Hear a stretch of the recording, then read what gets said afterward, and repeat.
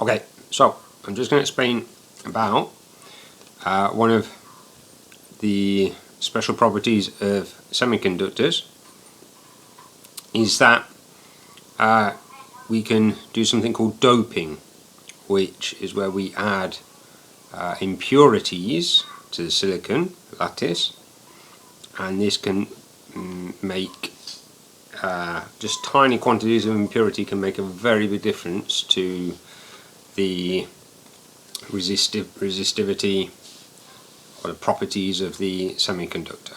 So, silicon it sounds and is actually a little bit of chemistry, but silicon has 4 valency atoms, okay, and it's hard to show. So when we make a pure lattice of silicon, what happens is each of the silicon atoms make covalent bonds with neighbouring atoms. Okay, so here they're showing electrons making covalent bonds, and if we have a pure silicon structure like this, then we actually have very few electrons left free to conduct. Much more than in an insulator, but nowhere near as much as in a metal. We don't have a sea of free electrons. So, pure silicon lattice looks like this. Now, what happens if we take some other substances? For example, antimony, arsenic and phosphorus, they all have 5 valence electrons in their outer shell. So silicon's in the middle with 4, and boron, aluminium, gallium, they have 3 valency electrons.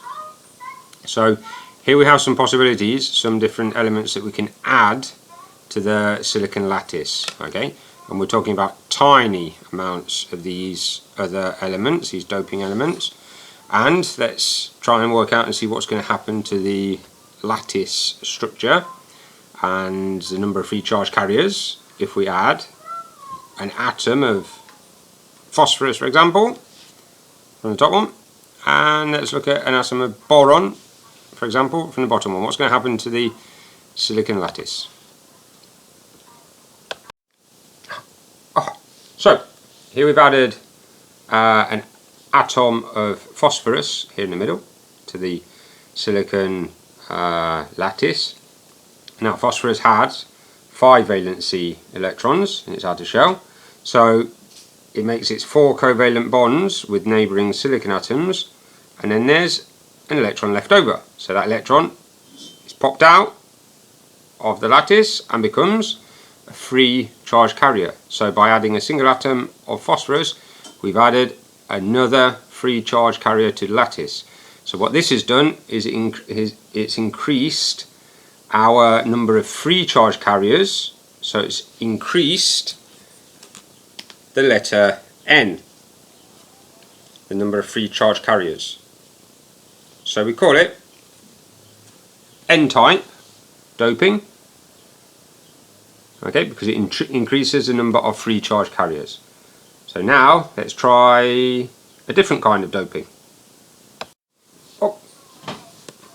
So, quick change there, and now we have an atom of boron. Boo. It's not the least exciting element on the periodic table. So having an atom of boron here, boron only has 3 electrons in 3 valency electrons. Okay, so 1, 2, 3, so it can make 3 covalent bonds with neighbouring atoms, but there's going to be one missing here. So there's a space missing that an electron needs to occupy. So electron can be pulled in from one of the neighbouring silicon atoms to occupy this space, leaving a positive hole. So it'll leave a silicon atom with 1 electron less, which will give that silicon atom a positive charge.